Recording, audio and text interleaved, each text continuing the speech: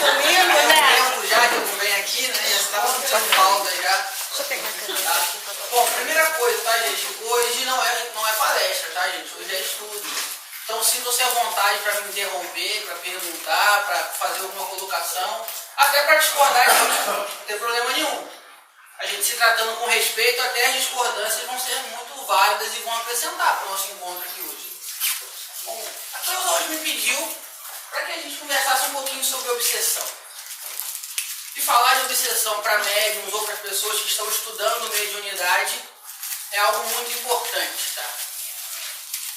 A obsessão, ela é um mal que assola o nosso mundo atualmente de maneira muito voraz, muito feroz. Se manifesta basicamente, principalmente através dos estados depressivos, que é o mal do século XXI. É a doença do século XXI, é a depressão. Isso quem diz é a Organização Mundial de Saúde, que já no ano 2001 havia lançado um estudo dizendo que a depressão seria o mal do século XXI. E eles não estavam errados. Até aproveito para fazer um convite, né, a vocês.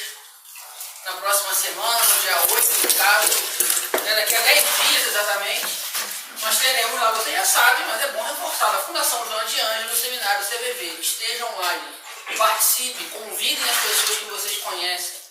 Não deixem de ir. Infelizmente, nós vivemos um momento difícil com relação a isso. Tem assolado várias e várias pessoas dos mais diferentes credos religiosos. Antigamente dizia que depressão e suicídio era coisa de rico. Não, é só quem não tem tempo só quem tem tempo para ficar à toa, quem não precisa trabalhar para ganhar vida, que se deprime e que se suicida. Mentira, ledo e engano. Hoje em dia isso tem afetado pessoas das mais diferentes classes sociais, independente de raça, de credo, né, condição social, não importa. No ano passado, tivemos um jovem de Macaé que frequentava uma cidade espírita, foi a Comer durante 2 anos seguidos, que cometeu o suicídio. Isso para nós é muito complicado. Para quem é espírita, então, cala mais fundo ainda, a gente estuda tanto, a gente fala tanto, que a gente não consegue ainda se livrar dessas amarras, né, que atrapalham a nossa evolução, atrapalham a nossa caminhada. Então estejam lá, eu espero ver todos vocês lá no dia 8, poder dar um abraço em cada um de vocês lá, para a gente aprender um pouco mais com essas pessoas que estarão lá. Os palestrantes são fantásticos, eu só não conheço o do CVV, não tive a oportunidade de assistir nenhum trabalho dele, mas o Arley e o João Rocha são fantásticos e eu tenho certeza que a gente vai aprender bastante. Bom, voltando ao nosso assunto, falemos então sobre os motivos da obsessão.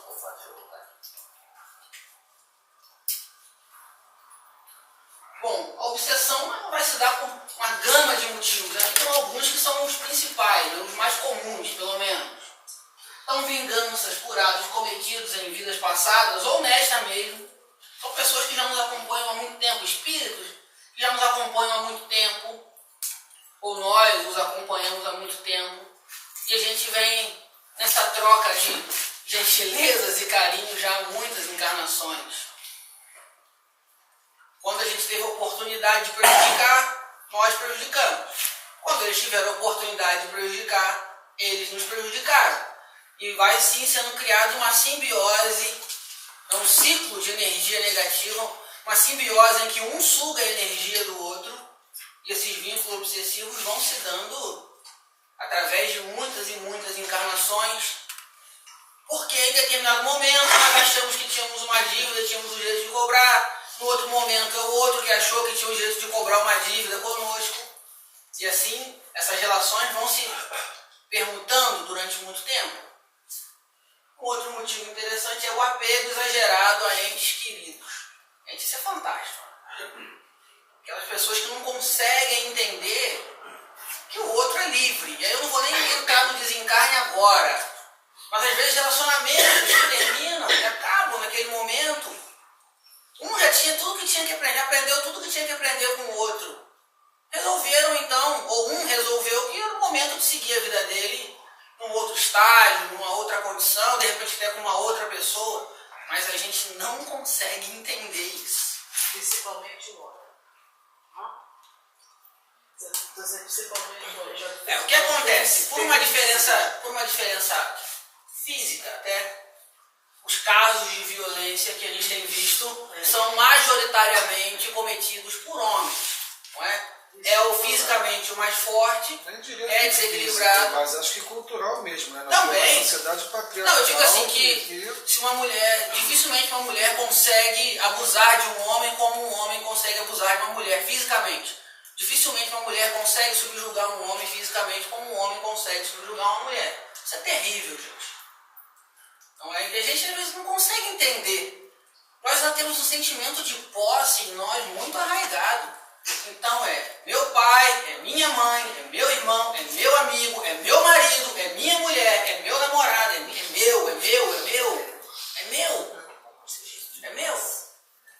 Isso é uma porta aberta para processos obsessivos complicadíssimos. Nossos obsessores ficam ali esperando a oportunidade para potencializar esse sentimento que nós já carregamos em nós. Nós precisamos tomar cuidado, que ninguém é meu. Neste momento, tal pessoa está namorando comigo. Eu estou num relacionamento com alguém. Mas eu não fui criado por Deus estando nesse relacionamento. Daqui a pouco eu não poderei não estar. Pode ser que eu passe a encarnação inteira casado com a mesma pessoa. Mas na outra encarnação pode ser que a gente nem se encontre. Isso vai muito depender da nossa necessidade. Vai muito depender do nível evolutivo que cada um se encontra. Às vezes eu estou num nível evolutivo superior e na outra encarnação eu estou em condições de progredir, mas o outro ainda tem algumas coisas para aprender. E ele vai ter que passar mais um tempo ali aprendendo. Eu posso, da onde eu estiver, ajudá-lo, mas de repente não reencarnaremos juntos. A gente precisa entender isso. Ninguém nos pertence, nós não pertencemos a ninguém. Nem a Deus. Muito pelo contrário, Deus é o ser do universo que menos quer esse pertencimento. Que nós nos sintamos pertencentes a Ele. Porque Ele nos criou com uma liberdade plena. Plena e restrita. Nós estamos aqui para sermos livres. Totalmente livres. Então a gente precisa entender isso. Inveja de pessoas que procuram manter uma vida física, mental e espiritual bem equilibrada. E isso é em todos os campos da vida. Quantas e quantas vezes a gente percebe uma pessoa que está tentando mudar de vida, de repente ela tinha uma condição equivocada, e ela tentando mudar, tentando melhorar, e aí começam os comentários maledicentes. Ó, fulano até ontem estava fazendo um montão de besteira. Santinho do Paoco, estava até ontem fazendo um montão de besteira, agora está aí dizendo que ficou bom. O Alex fica lá na casa espírita, faz aquele montão de palestra, fala que as pessoas adoram, mas ninguém sabe como é que ele é dentro de casa. E assim as pessoas vão perpetuando esses sentimentos, por inveja. Ou a pessoa, às vezes, não cuida bem da saúde, de repente passa a querer cuidar, por que não? Eu posso dizer para vocês que eu, nos últimos 5 meses, já emagreci 11 quilos. Resolvi cuidar bem da minha saúde. Você acha que todas as pessoas entendem isso? É claro que não. Quando alguém chama para sair, todo final de semana alguém quer sair para comer pizza, você fala, não, né? Todo final de semana não dá, né? Vamos segurar um pouco, tem que cuidar da minha saúde. Mas você está muito chato agora. Isso também gera um processo obsessivo. Principalmente quando você está num trabalho no bem e as outras entidades, elas querem te afastar desse trabalho no bem. Elas querem fazer você cair. Quem aqui que já participa dos estudos na casa já há bastante tempo, até participa eventualmente das reuniões mediúnicas, no dia da reunião mediúnica já não aconteceu alguma coisa, no dia do estudo já não aconteceu alguma coisa.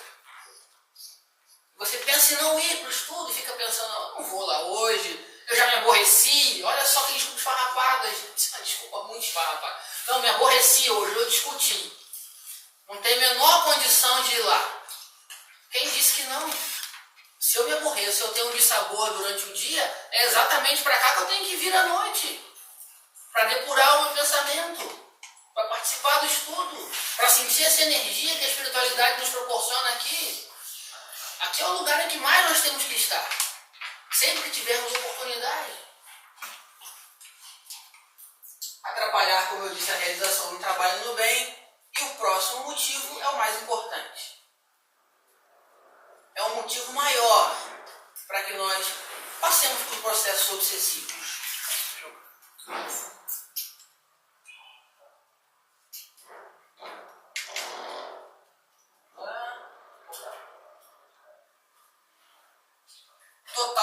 de vigilância nossa. Invigilância total nossa.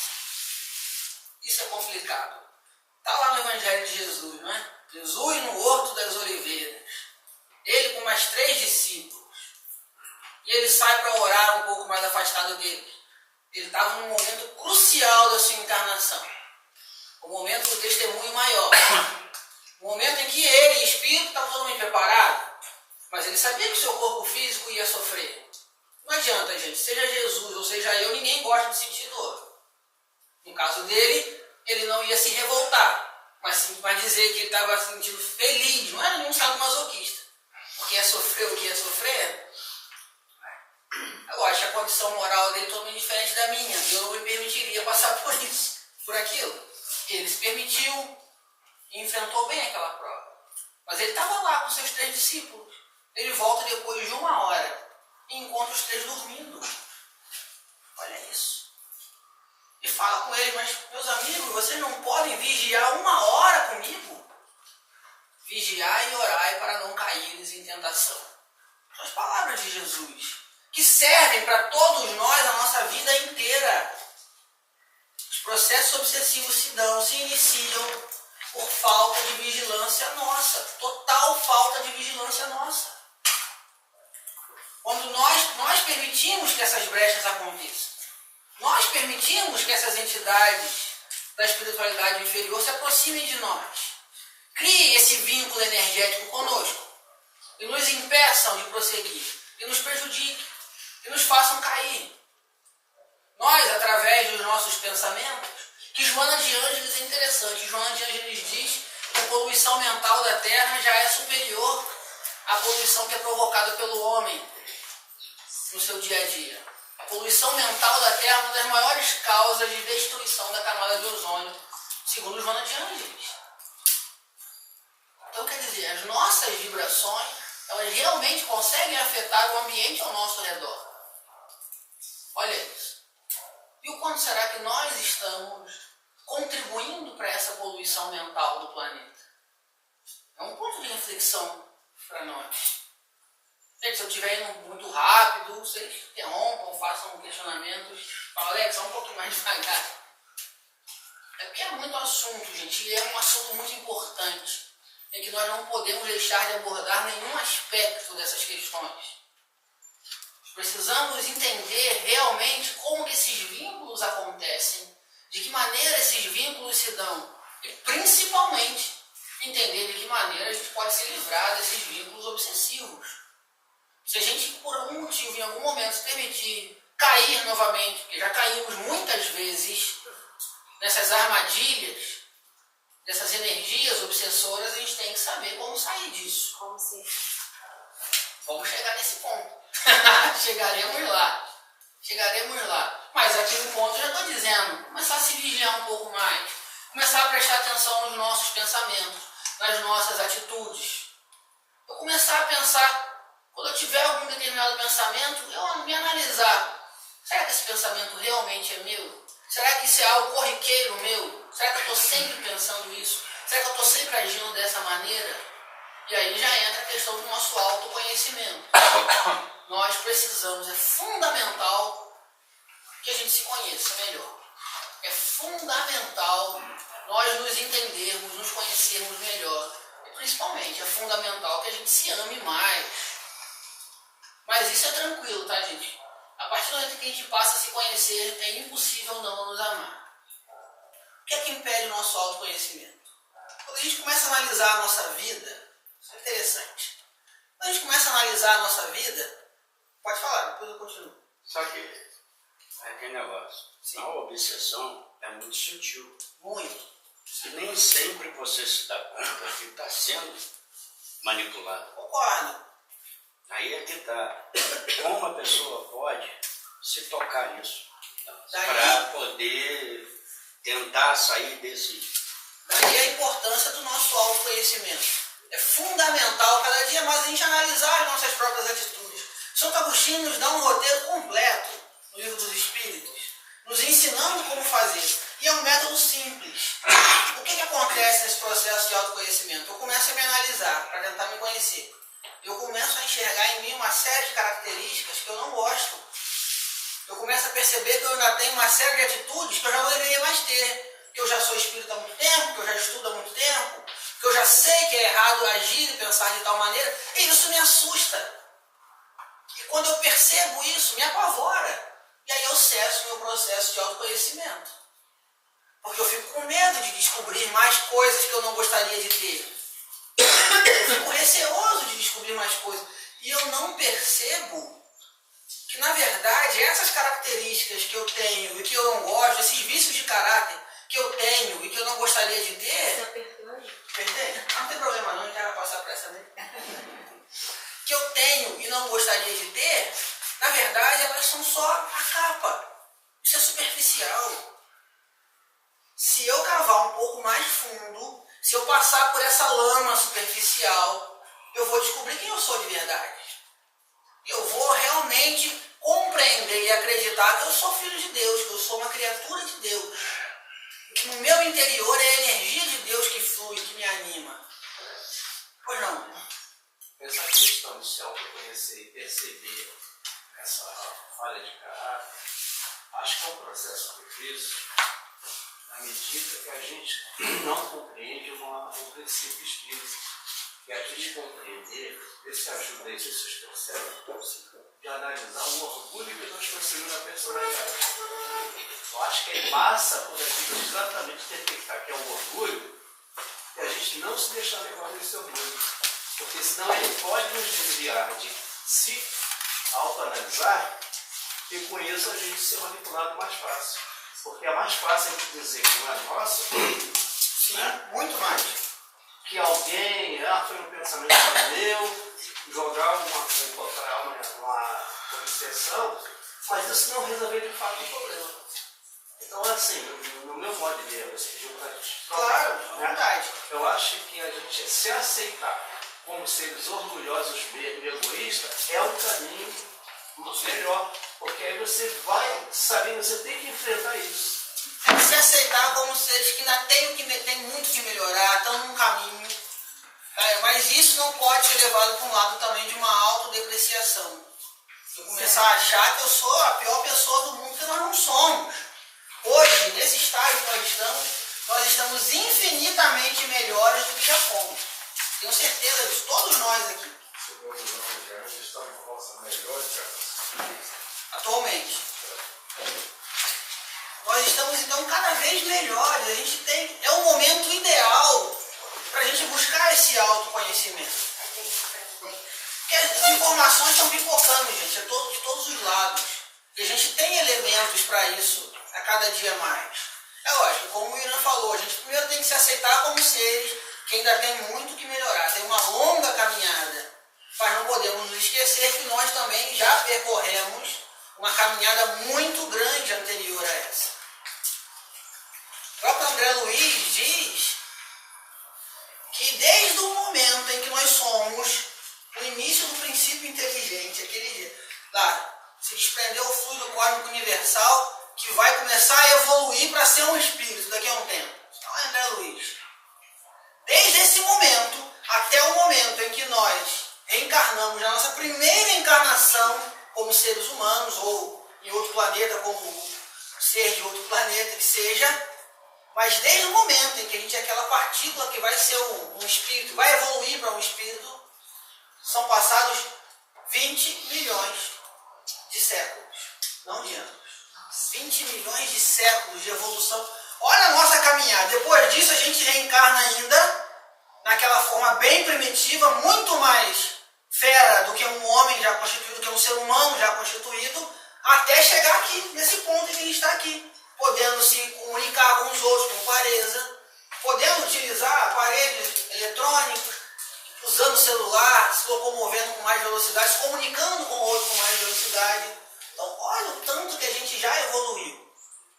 Olha quantos milhões e milhões e milhões de anos. Está lá no livro, se eu não me engano, a Evolução em Dois Mundos. Se eu não me engano, tá, gente? Tem essa informação. Então a gente precisa entender que nossa caminhada já é muito longa. E será muito mais, visto que ela é infinita. Diferente de Deus, nós temos um princípio, mas fim nós não teremos. Nossa caminhada, então, é constante. Bom, gente, aqui chega num ponto interessante para a gente começar a conversar, já que esse é um grupo que estuda mediunidade, estuda o livro dos médiuns. Obsessão e mediunidade. Há uma obra extremamente interessante, é um romance, mas é uma obra extremamente interessante. Quem não leu, eu aconselho que leiam, que é o Aconteceu na Casa Espírita. É um livro fantástico, que trata justamente disso aqui. Porque é através de uma médium da casa, que aplicava passes, que a espiritualidade inferior consegue tentar atrapalhar mais aquele trabalho. Então é um livro, para quem não leu, que conta a história de uma casa espírita, realizava um trabalho fantástico, tentavam destruir aquele trabalho de todo jeito, não conseguiam, porque os dirigentes daquela casa eram pessoas muito equilibradas, que mantinham o seu equilíbrio tanto mental quanto espiritual e físico muito elevados. E eles perceberam então que uma determinada médium ali, que eles poderiam entrar naquela casa e atrapalhar o trabalho através dela. E o que eles fizeram? Negociaram com os obsessores daquelas pessoas que iam lá tomar passe. Essa médium era uma médium passista da casa, aplicava passes, para que eles se afastassem daquelas pessoas e elas melhorassem quando tomassem o passe daquela médium. Porque eles identificaram que a maioria daquelas enfermidades, daquelas pessoas que iam ali, eram de cunho estritamente espiritual. Então as pessoas iam lá tomavam um passe, elas passavam a andar. A pessoa que não andava, andava. Porque o vínculo obsessivo se desprendia. A pessoa sentia dores fortíssimas. Quando tomava um passe, os obsessores se afastavam e a pessoa melhorava. Tudo para que aquela médium tivesse a sua vaidade insuflada. Então, para quem trabalha mediunicamente, ou para quem pretende, está estudando, está desenvolvendo para trabalhar mediunicamente, a vigilância tem que ser um pouquinho maior, tá, gente? Precisa um pouco mais ainda de vigilância. Não que nós não precisemos, quem não é médium, quem não tem a sua mediunidade desenvolvida, visto que todos nós somos, mas para quem não tem uma mediunidade mais desenvolvida, também precisa se vigiar. Só que aquele que nessa encarnação veio com a missão de trabalhar mediunicamente, tem um canal muito mais aberto do que eu, por exemplo, que não trabalho mediunicamente. Embora, lógico, com um trabalho de palestras ou dessa conversa que nós estamos tendo, posso dizer sim que é um trabalho mediúnico, visto que eu recebo as influências que a espiritualidade está aqui, eu recebo as ideias. Notem, a espiritualidade em mim não vai criar nada que eu não sei, não vai colocar nada aqui na minha cabeça que eu não saiba. Todas as informações que eu estou passando aqui para vocês e que eu passo nas palestras ou nos estudos, eu li em algum lugar, eu já estudei alguma vez. Mas é primordial o trabalho da espiritualidade para que eu consiga organizar bem o meu raciocínio. Para que eu consiga passar com a maior clareza possível as informações que eu tenho que passar, que eu me preparei para passar. Então esse é um trabalho mediúnico, mas que não é tão constante quanto alguém que está toda semana numa reunião mediúnica ou numa reunião de desenvolvimento mediúnico. É diferente. Então é preciso um pouco mais de vigilância, tá, gente? E por favor, não pensem aqueles que já são médios, já desenvolveram sua mediunidade, estão trabalhando já há bastante tempo, que vocês são os azarados do mundo. Não pensem assim. O médium não é o azarado do mundo, não é o maior sofredor da terra. Uma vez eu ouvi, o médium é um grande sofredor. Eu falei assim, é mesmo? Por quê? Vê, Alex, o tanto de trabalho que tem um médium? Vejo, o médium tem um grande trabalho realmente. Mas aquele que não é médium, ajuda a limpeza da casa, também tem um trabalho muito grande. Aquele que fica na recepção da casa e que não trabalha mediunicamente também tem um trabalho muito grande. Todos têm. O médium, ele é um trabalhador de Jesus. Ou assim deve ser, como qualquer outro. A diferença é que ele trabalha numa área diferente. E realmente, dentro dessa área diferente que o médium trabalha, ele está um pouco mais sujeito a essas influências. Mas em compensação, também está mais sujeito a receber as boas vibrações que a espiritualidade tem para passar para ele. Então é uma via de mão dupla. Se o médium souber canalizar bem o seu pensamento, souber se manter em uma posição mais equilibrada, eu bato muito nessa tecla, tá, gente? Vida equilibrada. Vida equilibrada é o primordial para a gente viver bem. Não preciso fazer grandes coisas, realizar grandes obras fantásticas. Se eu mantiver a minha vida bem equilibrada, eu vou passar muito bem pela minha encarnação. O que acontece é que nós passamos por muitos desequilíbrios ainda. Então tem lá um manual, vou citar alguns exemplos. Antes da reunião mediúnica, pede-se que se evite carne vermelha ou comidas gordurosas, alimentos pesados. Por que isso? A questão da carne. Tem gente que come, tem gente que não come. Eu ainda como carne. Não tanto, mas como. Ainda como carne. Mas por que se pede isso primordialmente? Porque nós não temos equilíbrio para nos alimentar.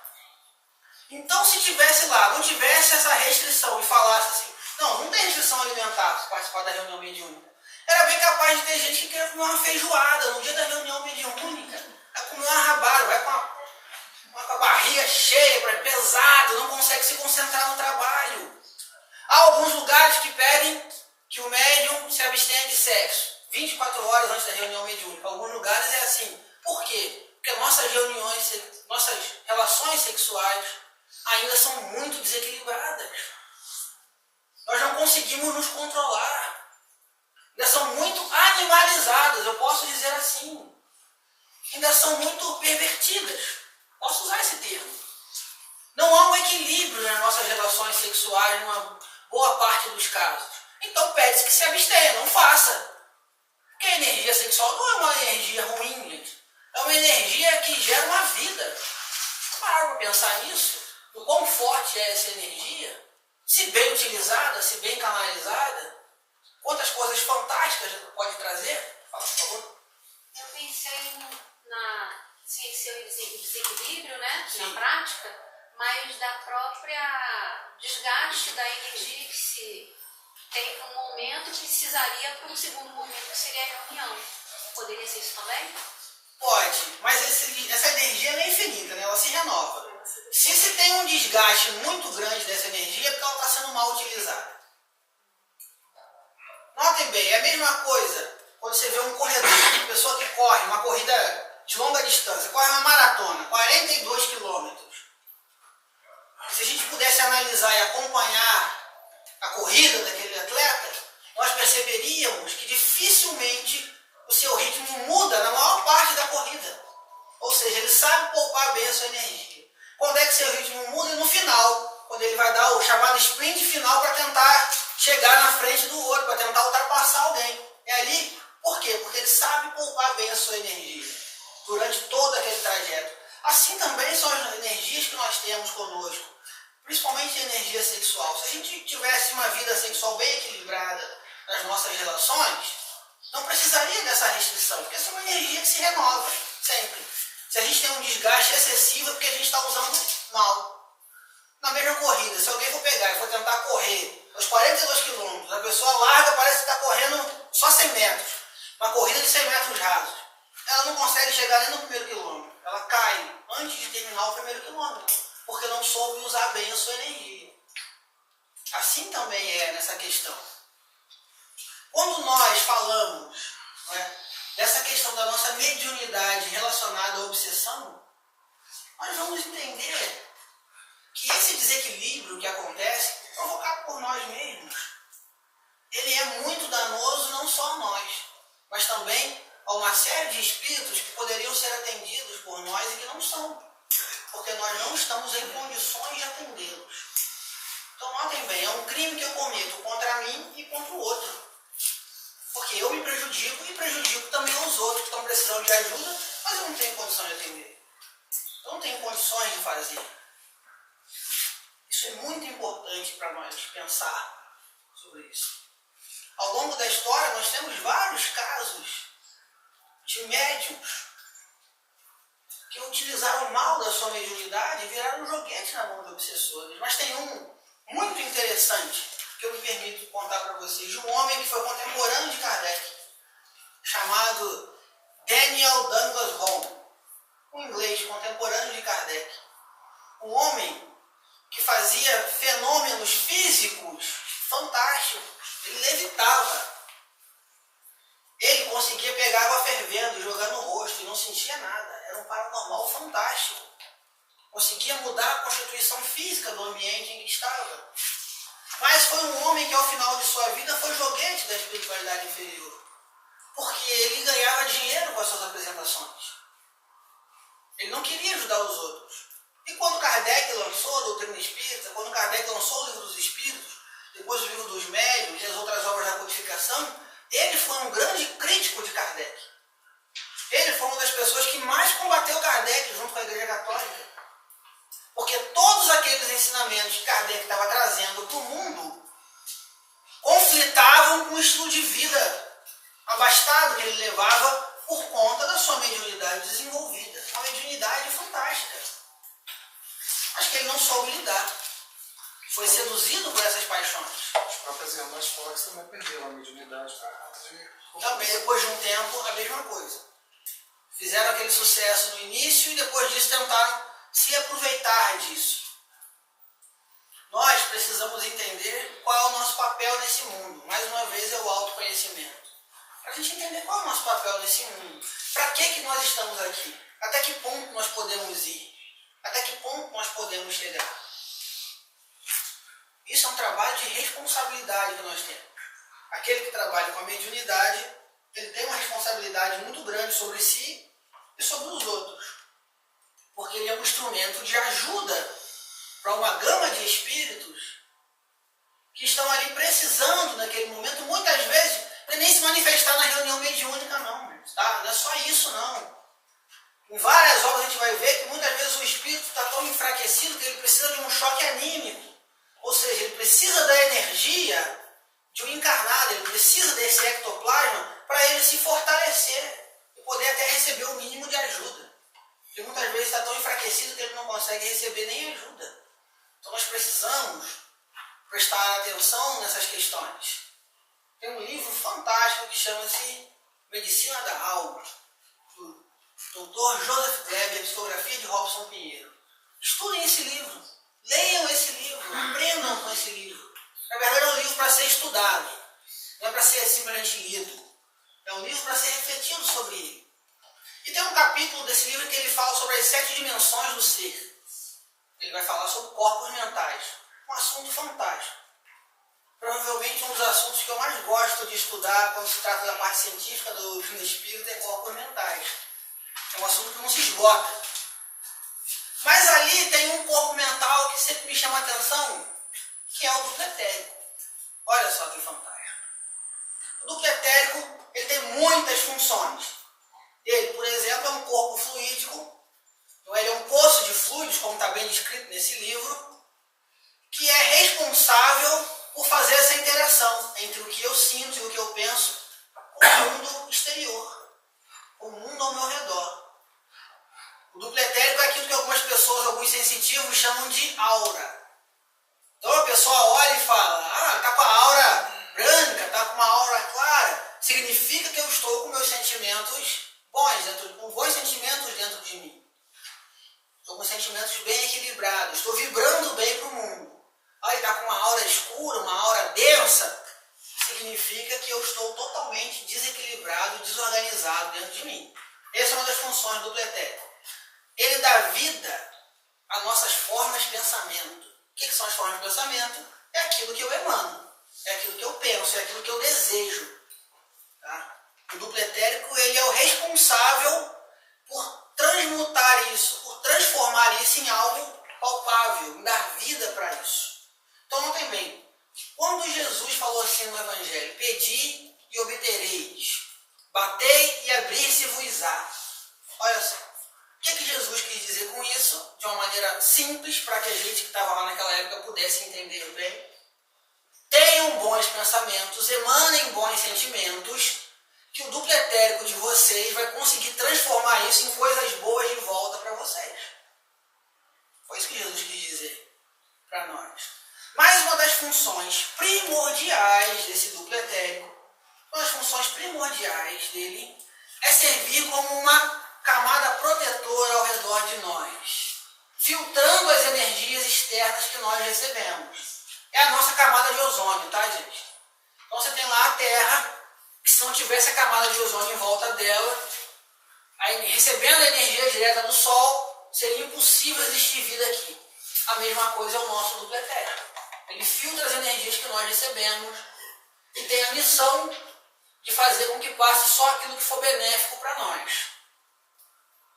Só que assim como nós, através da nossa poluição, como eu disse antes, diz até nossa poluição mental, nós destruímos a camada de ozônio, também temos condições de destruir e abrir verdadeiros buracos no nosso núcleo etéreo, destruindo essa camada protetora ao redor de nós. E isso é incrível, tá, gente? Sorte nossa, Pai é tão misericordioso que assim como a camada de ozônio se renova, o núcleo etérico também se renova. Exatamente. Para isso precisa de uma mudança de atitude mental e física. Tá? Quando eu falo de mudança de atitude física, é de cuidar mais de nós mesmos, da nossa saúde física. Às vezes a gente deixa tanto de lado. É cuidar mais de nós. É mudar também os nossos pensamentos, aquilo que nós vibramos para o mundo. Agora, mesmo o duplo etérico se renovando, ele se reconstruindo, imagina o tanto de influência negativa que a gente pode receber nesse período em que a gente abre esses buracos nessa nossa camada protetora. Imagina que a mercê de que tipo de energias nós nos mantemos. Nós precisamos pensar nisso. No que eu estou pensando? O que eu estou vibrando? O que eu estou fazendo com a minha vida?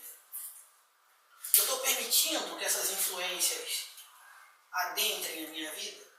Eu estou me permitindo ser um joguete na mão dessa espiritualidade inferior? E dá para a gente saber disso.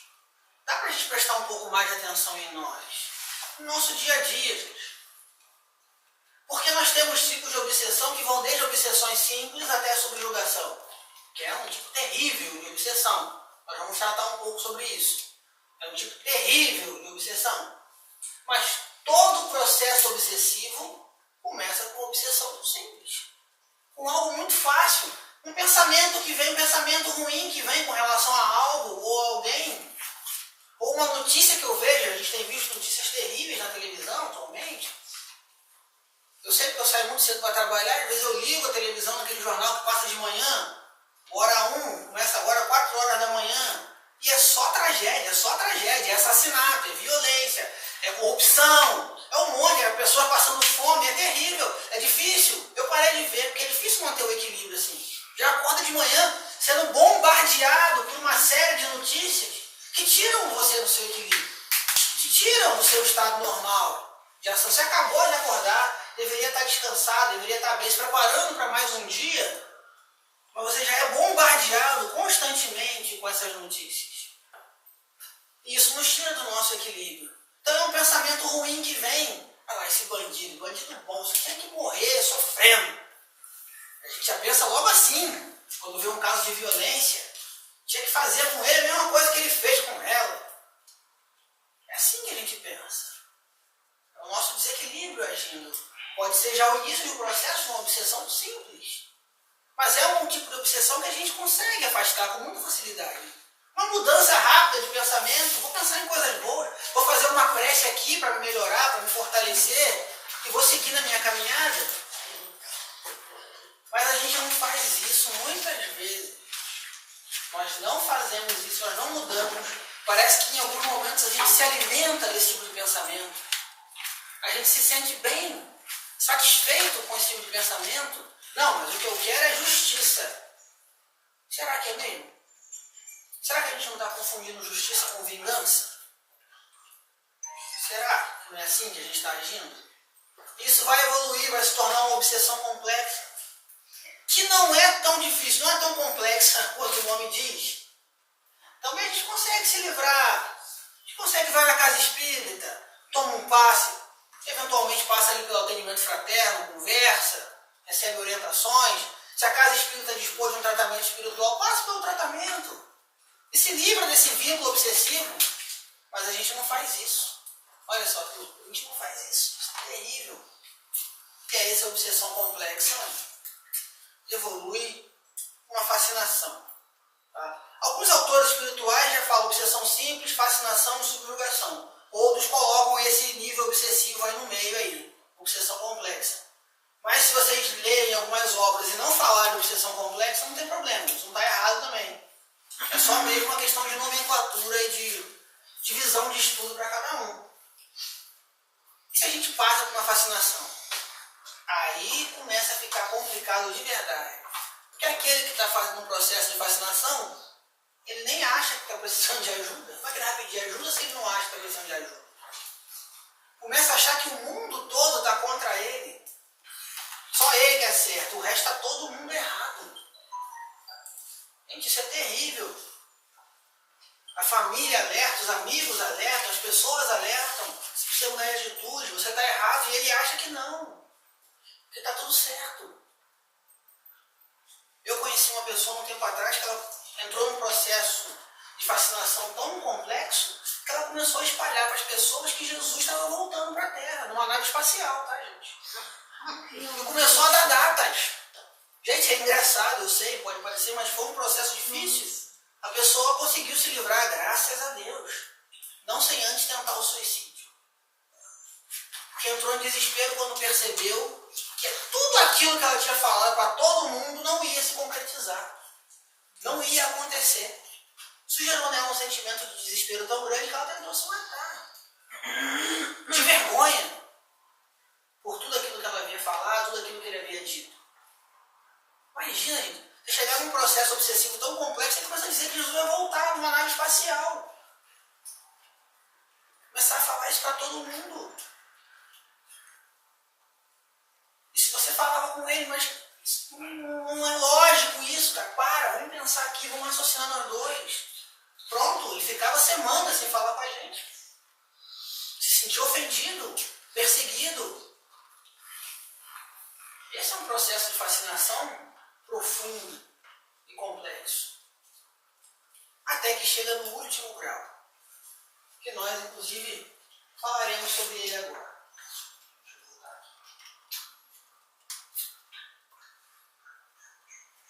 Obsessão e loucura.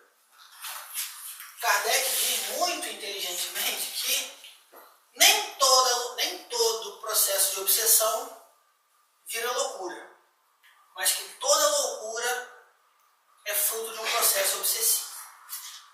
Olha isso, toda loucura é fruto de um processo obsessivo. Inicia-se num processo obsessivo. Que pode não ter se dado nessa vida, já ter começado já em outra, e ir só se perpetuando. Isso é muito sério, gente. Isso é muito sério. Eu estava essa semana conversando com a minha mãe, é um caso que eu contei até no dia que eu participei do seminário lá na Fundação Joana de Ângeles sobre obsessão, que é da onde surgiu essa apresentação. E eu contei esse caso lá, e essa semana tivemos desdobramentos. Um jovem, aos 18 anos, um jovem inteligentíssimo, tá? Inteligência acima da média, estudando, né, fazendo escola técnica ali no IFE, tinha um futuro promissor pela frente, uma família bem equilibrada em todos os sentidos. Financeiramente, uma família que dava carinho para ele, espiritualmente também bem equilibrados. Esse jovem desenvolveu um quadro de leucemia, aos 18 anos. Ficou internado 6 meses sem poder ver ninguém, sem poder falar com ninguém. Às vezes ele via a mãe por um buraquinho assim na porta, ele tinha que ficar em isolamento. Na porta do quarto tinha uma janelinha de vidro, ele via a mãe por ali. Mas ele não podia falar com ela, nem com o pai, nem com a irmã, ninguém. Mas passou-se o processo, ele fez o tratamento necessário e conseguiu. Melhorou, voltou para casa, normal, seguiu a vida dele normalmente.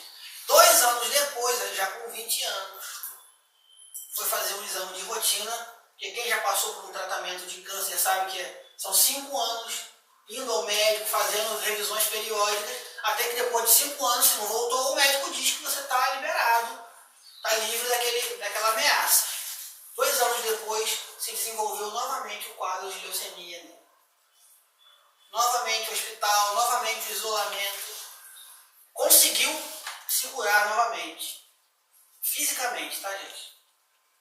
Mentalmente, psicologicamente, totalmente arrasado. Ele voltou para casa e continuou sentindo os sintomas da doença. E a mãe falou para ele: meu filho, você não tem nada. Eu não tenho o quê, mano? Eu vou morrer disso, eu já sei que eu vou morrer disso. Ainda só ela não percebe. E isso foi se desenvolvendo.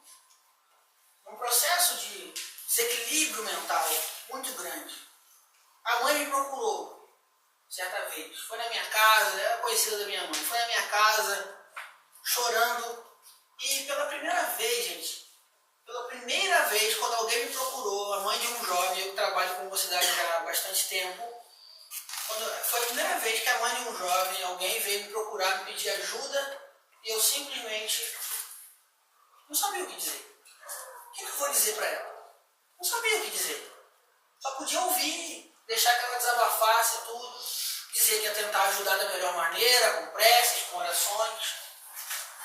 E esse jovem foi piorando no seu estado. Chegou a um ponto em que os pais dele já não conseguiam dormir mais. Porque ele passava a noite inteira acordado e dormia de dia. E ele já havia tentado matar os pais uma vez. E o que os pais estavam fazendo? Ficando acordados no momento em que ele estava acordado. Só que de dia eles não podiam dormir o dia inteiro, eles tinham atividades deles para fazer. Olha que loucura. Depois passaram a dormir até em revezamento. Enquanto um dormia, o outro permanecia acordado. O medo de dormir, ele cometer uma loucura contra eles, atentar contra a vida deles. E eu levei o nome desse jovem certa vez para a casa espírita que eu frequentava. Foram para a reunião mediúnica depois, lógico, eu não participei, mas depois vieram me dar notícias. Um processo obsessivo complicadíssimo. De entidades obsessoras de alta classe, que diziam inclusive que se nós continuássemos interferindo no que eles estavam fazendo, eles iam destruir a casa. Algo que pode até assustar as pessoas que não estão acostumadas. Assustaria qualquer um, eu acredito. Mas são entidades, um processo obsessivo complexo de muitas e muitas e muitas encarnações. E essa semana eu já fiquei sabendo que ele finalmente foi diagnosticado com esquizofrenia. O psiquiatra já informou a família que é um quadro irreversível. O quadro dele é irreversível. Terá que tomar remédios. Ele atualmente está com 23 anos. Ou seja, a família já está há 5 anos já nesse calvário. É lógico, a gente entende que nada acontece sem a permissão e sem o concurso de Deus. Que ninguém passa por nenhuma situação que não precise passar. Mas isso não pode nos tirar, na verdade, o desejo de querer ajudar. Isso não pode nos tirar o sentimento de tentar ajudar da melhor maneira, de nos apiedar dessa família e tentar ajudá-la da melhor maneira. Um processo obsessivo complexo, arraigado já de muitas encarnações. E os nossos obsessores, eles são assim, eles ficam esperando uma brecha. É lógico. Não estava no planejamento reencarnatório dele passar por um processo de obsessão tão complexo. Isso é uma coisa que ele já traz de muito tempo. Mas provavelmente, tenho quase certeza, que estava no planejamento reencarnatório dele passar por esse problema físico, por essa doença. Ter essa leucemia. Para que ele pudesse depurar algo do passado. E é justamente aí, quando as defesas mentais dele caíram, porque é natural que caia, quem é que passa por um processo desse? O tempo inteiro bem. Há pessoas que passam bem, mas não o tempo todo. É natural que a pessoa num processo desse de doença, em algum momento fique triste, em algum momento pense, mas por que isso? O que está acontecendo comigo? Isso é natural. Tenha dúvidas, tenha questionamento.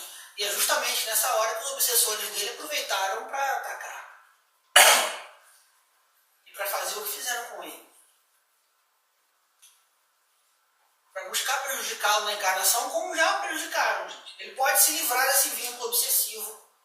Tá? Porque esse processo de subjugação, muitas vezes, esse processo obsessivo é tão intenso,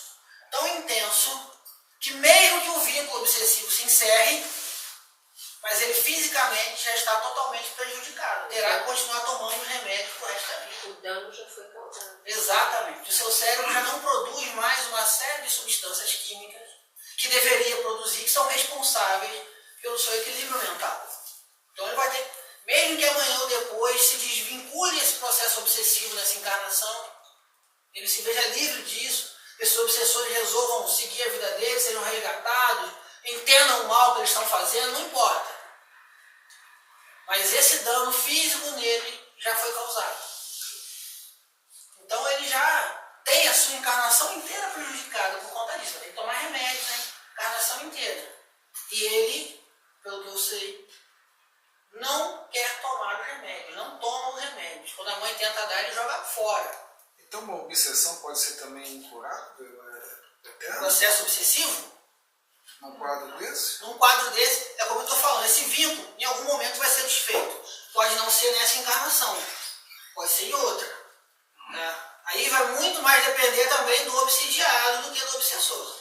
Mas esse obsidiado... Né? Sim, também. A gente tem Para que ele eleve o padrão vibratório Mas dele. esse obsidiado ele já não tem condição de fazer nada, né? Nesse grau, nesse nível. Ele já está bem comprometido. Ele já está bem comprometido. A gente tem que pensar também que a medida de tempo que nós temos não é a mesma que a espiritualidade tem. Às vezes eu falar de uma encarnação aqui que dura 80 anos, para mim é tempo pra caramba. 80 anos. Para a espiritualidade isso é nada. Às vezes eu posso pensar assim, caramba, esse cara está passando por isso há tantos e tantos anos. E a espiritualidade está pensando assim, nossa, já está acabando. Falta só 100 anos. Um exemplo. Falta só 100 anos. E eu falo, nossa, 100 anos, um século. Meu Deus do céu, onde é que eu vou estar daqui a um século? E a espiritualidade está tranquila, porque acha assim, nossa, só falta um século para o Alex finalmente despertar, melhorar, seguir para onde ele tem que seguir. Então não é que esse processo seja incurável, mas ele pode ser muito longo. Milênios até. Isso aí vai muito depender do obsidiado que vai dar brecha para esse obsessor. Aí vai depender também, lógico, de uma tomada de consciência desse obsessor. Uma hora vai ter que despertar, não tem jeito. Chega para todo mundo, gente. O momento de despertar chega para todo mundo. Uns mais rápidos, outros demoram um pouco mais. Mas o que dá... Sim. Está todo mundo entendendo essa situação? Claro. Tá? Eu queria fazer uma pergunta. Pois não. Esse caso que você colocou da família, Sim. ele está sendo obsediado. Mas isso reflete diretamente no nível de relacionamento da família, ou seja, acaba que os pais também recebem, de certa forma, a influência dessa obsessão. Sim. Eles também estão sendo obsediados ou não? Podem ser indiretamente ou diretamente. Pode ser uma ação conjunta até, né? Com os obsessores dos pais. Esse processo de obsessão é o mesmo que se dá aqui. A casa aqui trata muito a questão das drogas. Atende muitas famílias que têm viciados em drogas. Eu sei que aqui vocês fazem um trabalho muito sério com relação a isso. É a mesma coisa. Aquele que usa droga se prejudica, ela prejudica toda a família. Que entra em desespero. É a mesma coisa. Exato. Pode dizer se não que é o co-obsidiário. Pode ser. Pode ser um termo que a gente pode cunhar aqui. Porque ele está indiretamente, ele está participando desse processo. É porque traz um tormento para a família, né? Mas agora, você não se convenceu muito da resposta? Não, me convenceu. Estou pensando uma série de outras coisas. Então, esse... Desculpa, Claro, pode falar. Porque o meu pensamento, na verdade, foi um pensamento terreno, né? Imediatista, não né? um pensamento espiritual. Ah, Né? entendi. A gente sempre pensa assim. É muito importante, a gente não fez nenhuma colocação antes para você, Sim. porque o grupo aqui é um pouco heterogêneo. Tá? Faz parte da diretriz da casa, qualquer pessoa que tenha qualquer desejo, mesmo que seja da forma teórica, de conhecer a mediunidade. Por exemplo, essa pergunta do Márcio é extremamente importante. Sim. Quando você falou assim, lado material, o que quer dizer isso? É só para esclarecimento daqueles que estão começando há 3, 4 semanas na doutrina na mediunidade. O que você quis dizer com isso? Não, eu quis dizer foi que, na verdade, o meu pensamento, a minha pergunta foi totalmente resolver o problema de uma criança de 23 anos. Sim. E estou me vendo aqui, me colocando como pai. O problema, quer dizer, isso é um área que a gente não vai conseguir resolver isso. Mas a minha pergunta era nesse mundo terreno. Eu não tinha Nessa me encarnação. visto, eu não tinha me visto como um espírito, né? E que, Sim. enfim, esse resgate pode não se fazer. Eu não tinha visto com essa ótica de que esse resgate pode não se fazer nessa encarnação, mas que vai se fazer Sim. em algum momento. Né? Eu não tinha pensado por Pode esse não ser ponto de vista. nesta encarnação. Na situação desse rapaz, no caso, os pais são espíritas. Não eram, passaram a ser. Não eram. Quando ele começou a ter esses problemas, não eram, mas passaram a ser. Então há como se fosse uma ajuda de blindagem também, né? Porque a partir do momento que, eu não estou falando nem por ser espírito, estou falando da fé, Sim, sim. né? De blindar um pouco a obsessão, porque a partir do momento que tem o ensinamento do Cristo dentro do lar, blinda um pouco. Às vezes esse vínculo é tão forte, né?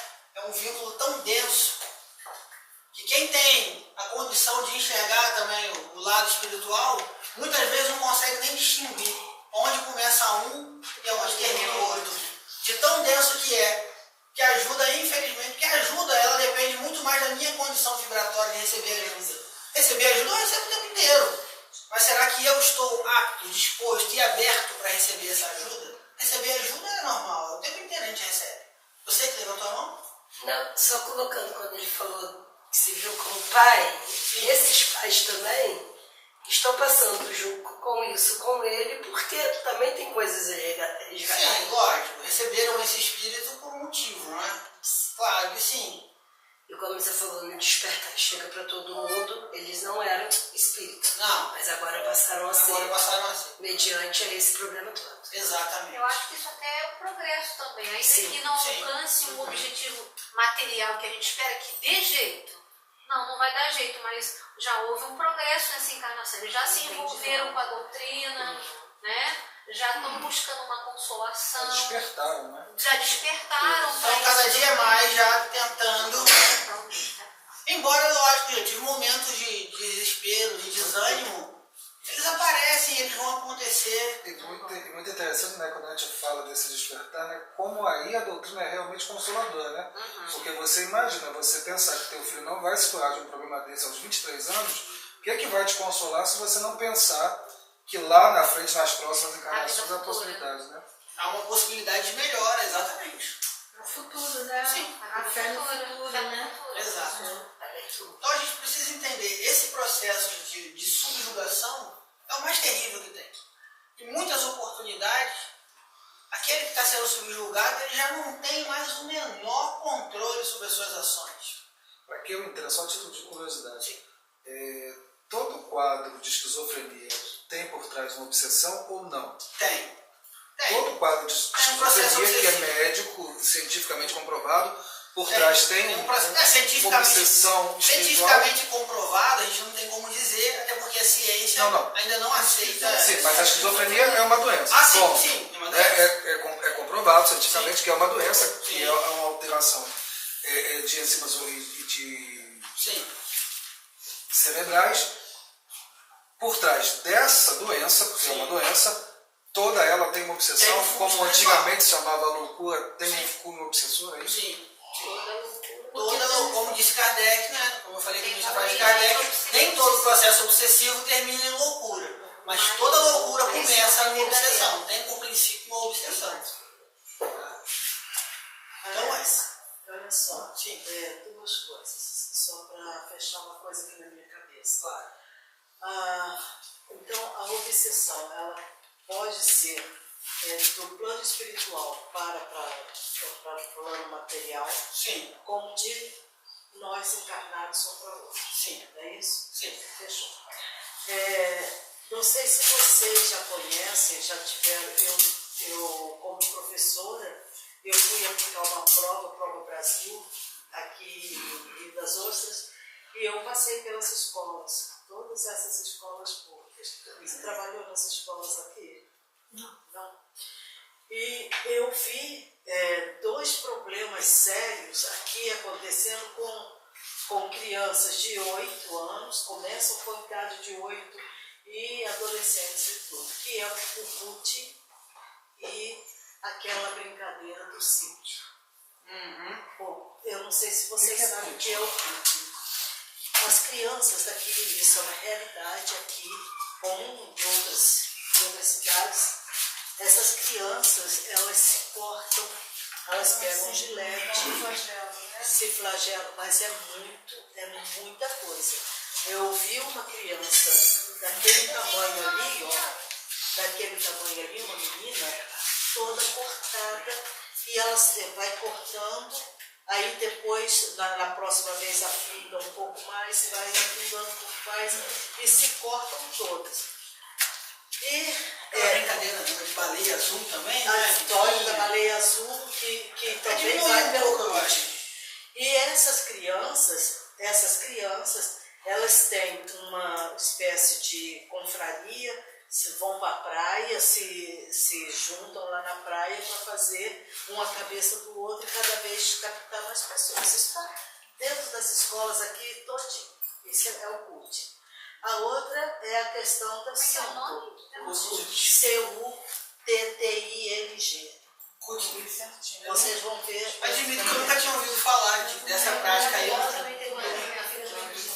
Eu já sei que tem adolescentes que fazem isso. Até porque eles precisam também de casar com os filhos. Exato. Foi quando eu fui dar prova, em pleno dezembro, eles todos encapuzados dentro da sala, porque eu falei, gente, pelo amor de Deus, tira esse casaco, um calor desesperado. Aí a diretora me chamou e falou, professora, não mexe com isso. Não mexe com isso. Então depois ela me explicou. E a outra é o problema do centro, que teve até uma menina da prefeitura que trabalhava ali na época da Ironei, o filho se matou assim, né? Aqui no operário. É filho do meu primo. Não é? Estava dentro do banheiro. Dentro do banheiro, exatamente. Socorrer na hora. Que eles se juntam, até dentro do banheiro da escola eles fazem isso. Para se enforcar, porque curte um barato um segundo antes de morrer. Quer dizer, tem que ser duas pessoas para você tirar o cinto. Sim, não deu tempo de tirar, ele perdeu o fôlego. Tem que ficar por segundo assim, sem ar. Exato, tem que ficar um segundo. Tem que ver o Se relógio. você passar esse segundo, a pessoa morre. Então tem que ser em dupla para um fazer no outro. Esse processo que eu estou falando das crianças, tem possibilidade de ser obsessão? Totalmente É uma falange de espíritos que estão ali. Mas é obsessão coletiva. Totalmente é Obsessão coletiva. Mas seria o quê? Na cidade. Coletiva. Nos ambientes escolares. É uma obsessão coletiva. Só no ambiente escolar. Mas é só no ambiente, porque esse ambiente está indo para a praia, está indo para casa. Não, mas eles se não conhecem conhece. escolar. Mas eles se conhecem ali no ambiente escolar. E daí eu estou entendendo, né? Eles atraem pelas vidas. A gente tem que entender que quando a gente fala de crianças e adolescentes, nós estamos falando de um público que é altamente sugestionável. Eles estão numa fase de formação de caráter. Em que é um público que está numa faixa etária que precisa de orientação. De uma boa orientação. E se eles têm uma má orientação, eles vão seguir a má orientação. Eles estão numa fase de formação de caráter. Aí traz uma vibração. Né? Exato, exatamente. É uma fase, a gente já estuda no doutrina espírita que é uma fase em que na maioria dos casos é a fase em que a mediunidade vai eclodir. É nessa fase entre os 15 e os 21 anos, na maioria dos casos a mediunidade vai aflorar nessa fase. Se eu tiver uma boa orientação, essas crianças realmente se tornam portas escancaradas para esse processo obsessivo. E acabam influenciando Ela vai outras. espalhando. A orientação então. Mas já espalhou muito. Sim, Mas mas já tem isso aí já tem muito tempo. Eu sei. tem uma palestrante. Um caso desse. Tem uma palestrante espírita muito famosa, Elaine Coutinho, já morou aqui em Rio das Ostras, Elaine Sabatini, já morou um tempo aqui em Rio das Ostras, é fantástica. É a palestrante que me fez ter vontade de também ser palestrante espírita, fui vendo as palestras delas. Ela é fantástica. E ela conta, já contou em várias palestras dela que eu fui, que quando ela era criança, tinha ali por volta dos 13 anos, ela começou a ter visões. E as visões que ela tinha era de entrar no quarto dela e ver as paredes sujas de sangue e várias cabeças penduradas na parede de pessoas que ela havia assassinado numa encarnação anterior, quando ela tinha sido general de um exército. E a característica dela era essa, né? Quando prendia o inimigo, mandava cortar a cabeça e pendurava a cabeça na parede de uma sala, como um troféu. E depois disso, esses obsessores vieram cobrar dela. Agora ela, com a misericórdia divina, nasceu numa família espírita. Os pais souberam dar essa orientação para ela. Os pais souberam levá-la onde ela deveria ir para ajudá-la a desenvolver esse dom, para que ela crescesse da maneira mais equilibrada possível. Agora imagina, a gente está falando do espiritismo, gente. Hoje em dia 3% só da nossa população se diz espírita. Imagina em quantos e quantos lares essas coisas acontecem. E os pais não têm conhecimento para poder dar a orientação certa para os filhos. Vão processo demoníaco, que a criança está possuída pelo demônio. Sim. E ainda pode ocorrer casos de que uma família inteira pode ter pequenos traços de loucura. Sim, pode, claro. Por exemplo, eu conheço a família inteira em dado momento, família de 5 ou mais filhos, em dado momento os filhos desenvolveram esses traços. Inacreditável, mas... Sim, claro. Se a gente sabe que nós reencarnamos junto daquelas pessoas que são mais próximas a nós, das pessoas que nós mais temos débitos para resgatar, estão ali. Todo mundo numa família só, a maioria das pessoas que reencarnam naquele seio familiar, salvo um ou outro, mas tem um padrão vibratório muito parecido. Agora eu vou te fazer uma pergunta que não tem muito a ver com isso, mas talvez encaixe À vontade. uma observação. Eu sempre fui uma pessoa assim, caminhando na rua, se tem um louco lá do outro lado, ele atravessa e vem ao meu encontro. Atrás, minha filha. Assim, aquilo nunca chegou a me desequilibrar em nada, tudo, mas é absurdo. É absurdo. A ponto de, às vezes, eu temer estar andando numa rua porque eu sei que ali, em determinado local, tem alguma pessoa tal.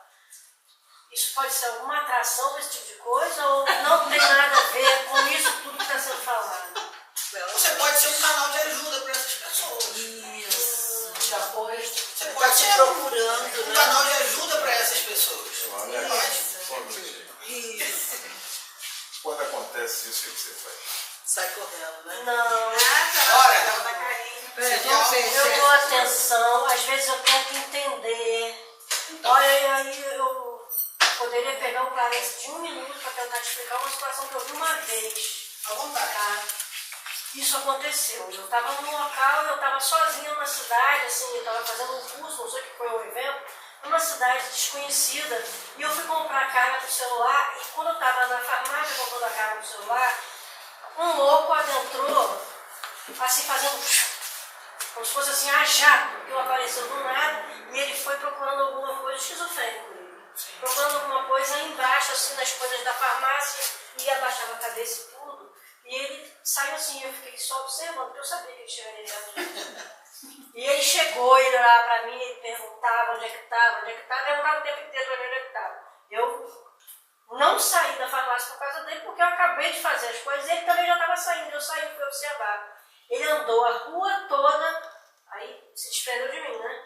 Mas foi vendo a loucura dele, era tanto que ele levantava caixas e caixas daquela de drenagem na rua e ficava procurando com um pedaço de pau alguma coisa que ele tinha perdido, que era um bichinho imaginário dele, entendeu?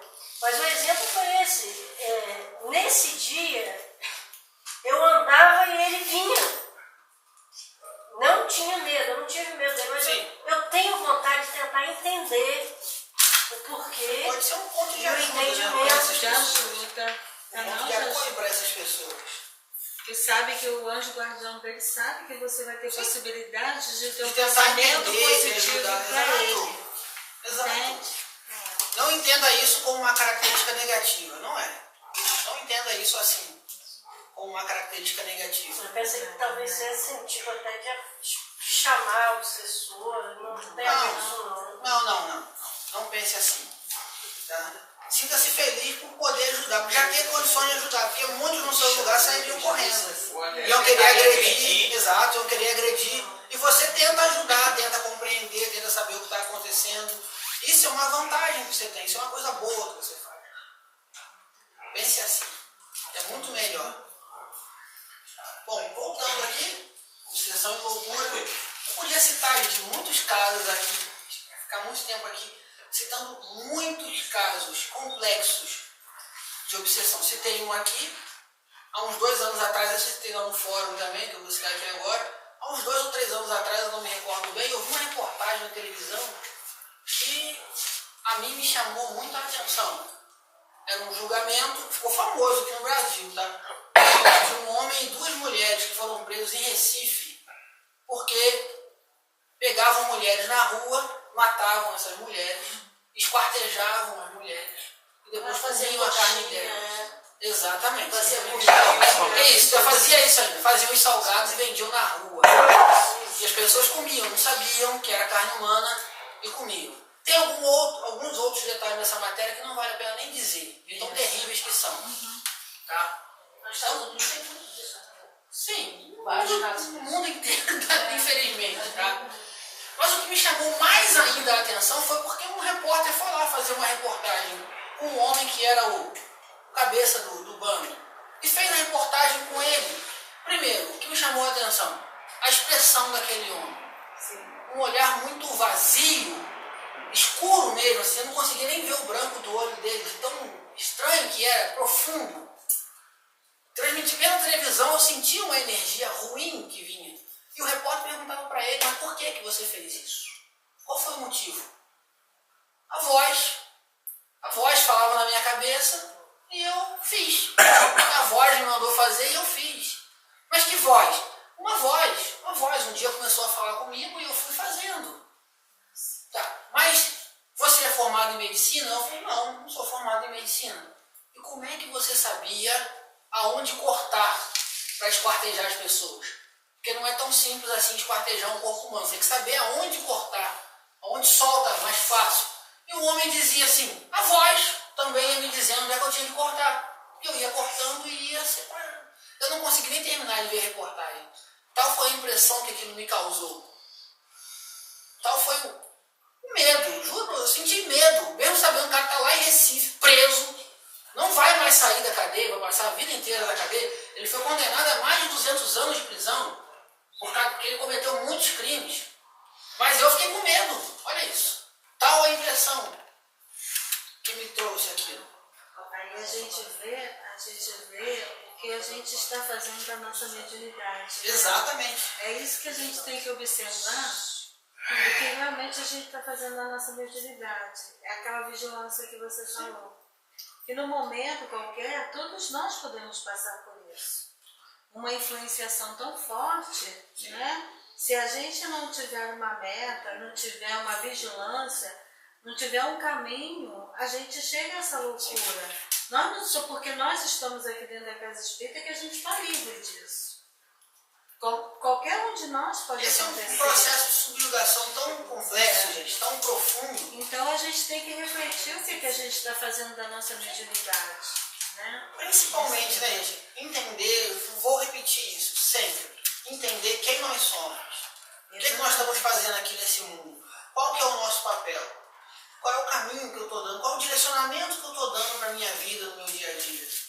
A gente teve aqui uma conversa hoje sobre obsessão, passamos por alguns pontos e campos de obsessão, e você me perguntou no início como se livrar da obsessão. Por que eu te perguntei? Sim.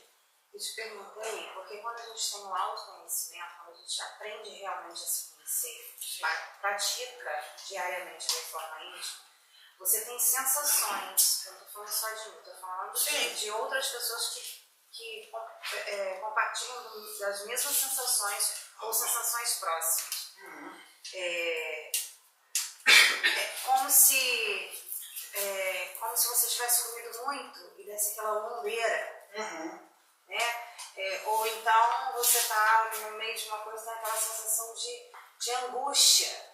Do nada, você está confraternizando num ambiente super alegre, de repente você sente aquela...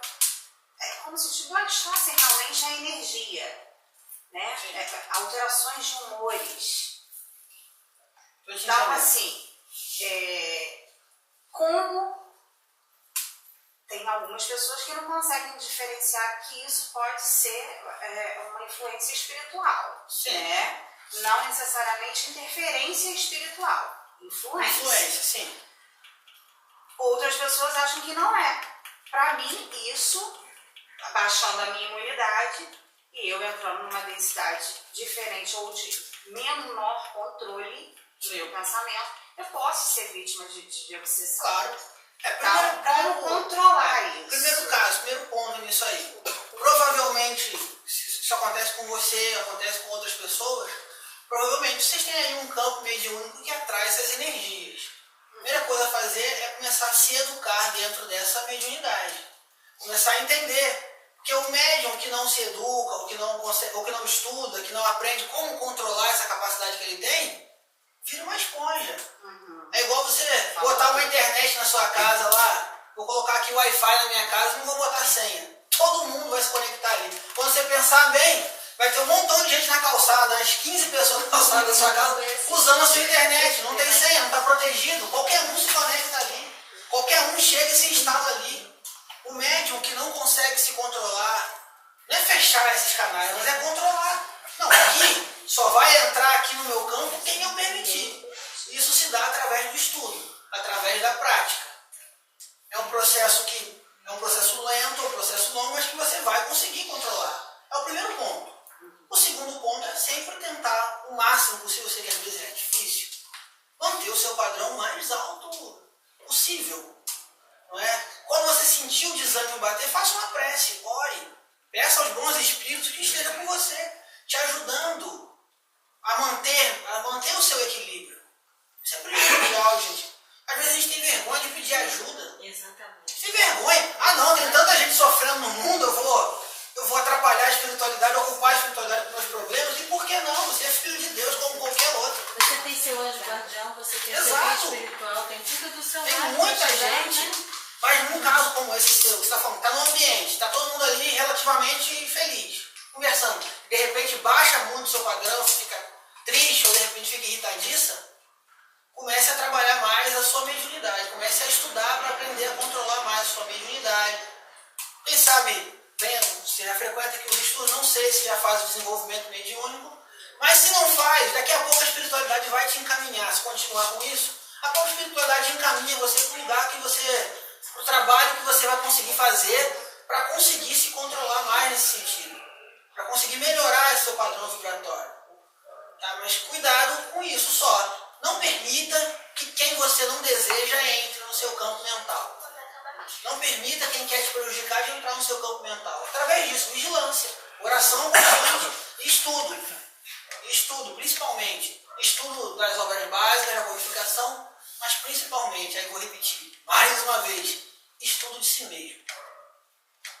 Estudo de entender quem é. Tem uma parte... Isso mesmo, essa parte de começar você a entender, como disse o seu Bento.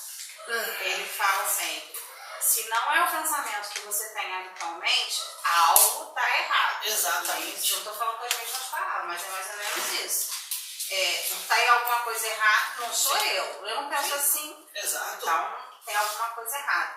Comigo acontecia muito, hoje não mais tão frequente quanto antes. Você já está aprendendo a se controlar, a se conhecer. Desvio é pensamento. Exatamente, mas é isso mesmo. Desculpa, velho. Claro. Outra ponderação importante. Sim. Tá? Você perguntou como se faria para que se protegesse de alguma aproximação que viesse até nós de uma forma muito sutil. Não é? A única forma possível é a nossa condição de amor e a nossa condição de adaptação mental. Mas nem sempre isto é suficiente. Nem sempre a gente consegue manter. Exatamente. E aí o que acontece? Algumas quartas-feiras eu tenho dito para vocês o seguinte: isto está muito ligado ao nosso interesse na condição que nós temos nesse momento encarnatório. Por quê? Torno a dizer, Claudinho, Karina, Rita, Luciano, o Irão hoje está aqui, mas já tem uma outra situação. Eles não precisariam estar na quarta-feira aqui fazendo o nosso trabalho de educação mediúnica. Porque já estão nessa casa há 5, 6 anos, estão na reunião trabalhando, mas para a sua autoproteção, eles não deixam de estar nesse estudo. Porque a cada dia de estudo, nós vamos ter a condição de estar percebendo algo, não é? E nós muitas vezes vamos sair daqui levando essa energia e não vamos ter condição imediata de estar solucionando. Isso que o Alex falou é fundamental. A humildade de chegar ao outro e dizer, está acontecendo isso comigo. Ô, seu Bento, o senhor falou então que ela teria a única condição, você repete só um pouquinho para mim, É adequação mental e amor. Uma prece naquele momento, bem sincera, também não resolveria? Isso é adequação mental. O que é uma prece sincera? É uma adequação mental. Alguém que não ama tem condição de fazer uma prece sincera? Não sei, sinceridade, você é uma pergunta que eu não sei te responder. Então eu vou te responder.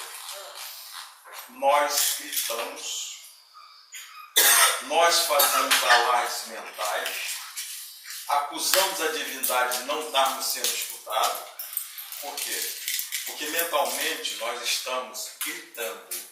A divindade está nos dando respostas amorosas, a divindade está nos mostrando o caminho, mas nós estamos gritando tanto mentalmente que não ouvimos. No momento em que nós entramos na sintonia do amor verdadeiro, e somos capazes de orar por aqueles que de alguma forma se aproximaram de nós, com certeza absoluta vamos estar fazendo uma grande caridade. Eu vou trazer um livro do Richard Simonetti, desculpa, mas é que eu para fazer esse esclarecimento. O Richard Simonetti tem um capítulo no livro dele, Viver é Amor, onde ele fala que os dialogadores não estão no estágio de vocês ainda, nós estamos caminhando esse ano, talvez até cheguem lá. Aquele que dialoga com o Espírito numa reunião mediúnica e não tenta convencer o Espírito de que ele está errado, é aquele que consegue muitas vezes tocar o coração de um companheiro que está no plano espiritual, como a Alex falou, há séculos. Não é há meses, não, há séculos. Ele ouve, não aceita, mas o sentimento de amor ele sente. Então nós temos que ser verdadeiros no amor. O amor, segundo Paulo, cobre a multidão dos pecados. Mas nós estamos nessa condição de amor? Estamos caminhando cada dia mais para isso. A gente já tem condição de se manter em estados de amor cada vez mais prolongados, tá? Não duvidem disso. Ontem eu ouvi alguém falar assim, mas é muito difícil. E eu respondi, eu prefiro pensar que é possível. E a gente pode até, aproveitando a sua vez, aquele que não imagina que é possível, está feliz vibrando nesta sintonia de não ser possível. Exatamente. Tá? Bom, para encerrar, que nosso tempo já até passou um pouquinho. Mas foi muito bom. Olha só um minutinho. A gente vai dar 10 minutos para qualquer questão, se você me permite. Claro, lógico, tá? à vontade. Qualquer pergunta que não esteja com uma resposta adequada, que a gente está levando para casa ainda com dúvida. Não façam isso. A gente faz, como é na quarta-feira, tá? Não saiam daqui com dúvida. O que a gente não puder responder, o Alex é mais do que meu amigo, a gente vai entrar em contato e vai responder na quarta-feira. Qualquer questão que seja, não saiam daqui com uma interrogação na cabeça. Tá? Tem uma passagem do Evangelho que eu queria deixar para vocês. Do Evangelho não, na verdade é dos Atos dos Apóstolos. Tá? De dois homens, dois irmãos, que resolveram expulsar os maus espíritos do corpo das pessoas, mas a dinheiro, cobrando para isso. E o primeiro espírito que eles se depararam, a primeira pessoa que eles se depararam era um homem por um processo de obsessão, por subjugação muito complexo, um espírito muito violento.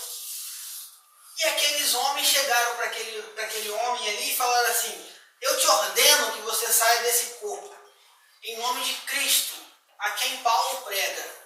Notem bem o tanto de intermediários. Em nome de Cristo, a quem Paulo prega. Não eram eles que pregavam a Cristo, era Paulo que pregava. E a resposta que eles obtiveram foi: eu sei quem é esse Cristo. E também conheço muito bem Paulo que o prega. Mas e vós? Quem sois? É o questionamento da noite. Quem somos nós nessa caminhada? Alguma pergunta? Olha só, eu sou o xixi da borboleta. Olha só, essa passagem me lembrou os exorcismos. Os exorcismos, que nada mais seria as obsessões. Sim, né? Sim, esses processos de possessão, Isso. que é um termo que Kardec até usou no livro Obras Póstumas, né? Tem esse termo lá, Kardec fala sobre isso em Obras Póstumas. Ver filmes Também. de ficção e verídico Também né? Isso acontecia há um tempo atrás, parecia que era bem normal, natural, parecia todo mundo, muita coisa assim, né? Eu não vejo mais falar hoje em dia, no século XXI, que aconteceu um exorcismo. Isso não existe mais? Até acontece, mas é em número menor. E os que acontecem também, muitas vezes, a própria Igreja Católica abafa, não deixa sair. Mas só a Igreja Católica que faz, né? Aí você tem muitas igrejas evangélicas que fazem esses processos e fazem questão de mostrar para todo mundo, de filmar. Eu não queria citar nomes, mas faz, filma, mostra para todo mundo. Tem muitas igrejas que fazem. Das igrejas que fazem isso, eu até às vezes tenho um pouco de ressalva, que parece um pouco de teatro. Na maioria dos casos é totalmente teatral. Para não dizer todos, porque eu não estou lá dentro, eu não sei como funciona. Mas na grande maioria dos casos não passaria pelo crivo se eu levasse alguém lá. Com uma mediunidade mais desenvolvida, facilmente perceberia que até existe um caso de obsessão ali, mas de quem está comandando aquela encenação. Não é o caso de obsessão. Eu acredito, Alex, que não existe mais não tem essa questão de diminuir essa prática, porque as pessoas estão muito assim espiritualizadas, procurando mais a espiritualidade. Entende? Já estão acreditando mais no mundo invisível. Os espiritualistas, eles creem que existe o mundo espiritual, né? Eles não fazem certas, tipo assim, uma reunião, né, de fazer esse trabalho, assim, de ajudar um companheiro que possa estar obsediado. Então, eu acredito e a gente percebe que a humanidade está voltando muito para esse lado. O que acontecia, né? Então, eles estão acreditando mais do futuro, no mundo espiritual, então está tendo mais facilidade de procurar. Aqui mesmo a gente encontra companheiros que vêm em busca aqui do atendimento fraterno, são de outras religiões, de outros locais, que vêm em busca desse socorro. Pois é, mas quando eu fiz essa pergunta, é porque a gente vê nos casos do exorcismo, aquelas pessoas que caem no chão, baba, vira a cabeça para o outro lado, o que acontece? Pra cima. Isso dentro são da possessões. Dentro da Mas a gente determinada, não está vendo muito. dentro de determinada época, as né? coisas são de acordo com a necessidade do momento. Exato. Então, dentro de determinada época, essas manifestações eram necessárias para chamar a atenção. Como foi necessário quando Kardec começou. Também, as mesas girantes. Como dentro do espiritismo haviam materializações à torta direita, hoje em dia você quase não vê mais. Eu, pelo menos, não conheço nenhuma casa espírita que faça hoje em dia trabalhos de materialização. O próprio Chico Xavier fez. Em Macaé tinha um médium famosíssimo, o Peixotinho, que era especialista em doar ectoplasma para materializações. E hoje em dia, eu não conheço, tá? Nenhuma casa espírita que faça. Não estou dizendo que é certo ou errado. Estou dizendo que o Frei Luiz. Tem o Frei Luiz. É a única também. Não faz mais. Não faz mais? É mesmo? Porque o Adriano veio de lá e falou na semana passada. Não está fazendo mais. Daquele médium que desencarnou lá, né? Foi assassinado lá dentro. Mas ao mesmo tempo você está falando que nós estamos nos espiritualizando mais. Semana passada eu estava vendo na internet esqueci o nome da cidade, lá nos Estados Unidos, que tinha na frente do fórum, da sua prefeitura, uma imagem de Moisés com os 10 mandamentos. E uma seita satânica botou como é que fala? Bafomete? O capetão. Pode falar, não tem problema. Capetão lá, ao lado da coisa de Moisés. E disseram o seguinte, que se pode Moisés, também poderia a seita deles. Então a gente sabe que existe ainda, mas muita coisa. O que acontece, sabe? Vou te explicar respondendo uma pergunta. Deixa eu fazer uma pergunta que se encaixa na dela. Pode fazer. As bruxas, daquela época, das bruxas queimadas, etc. Aí a gente entende que elas possam ser um tipo de mediunidade com obsessão, voltada para o mal, ou não tem nada a ver com isso que quem está começando? Não, olha só. A questão das bruxas é também um contexto histórico, né, de uma época em que a Igreja Católica perseguia, queria que a sua doutrina fosse soberana e absoluta. Então, vou dizer para vocês aí que 99% dessas mulheres que foram mortas, foram assassinadas, eram mulheres que tinham uma mediunidade desenvolvida, que tinham um contato com o plano espiritual, eram mulheres que sabiam mexer com as ervas, mexer com a natureza, tinham um contato bom com a natureza, e que elas foram colocadas... Nem eram bruxas mais. Não. A maldade isso daí foi colocada pela igreja. Exato, isso daí foi... Aí as pessoas foram perpetuando as histórias, colocando aquelas mulheres como malignas para justamente sucumbir essa prática, diminuir essa prática. E no caso da sua questão, eu entendo o que você está falando. Cada vez mais a gente vê falar de escândalos, de violência. Não parece que as pessoas estão mais espiritualizadas, mas estão. Vou responder sua questão com uma pergunta no livro dos Espíritos.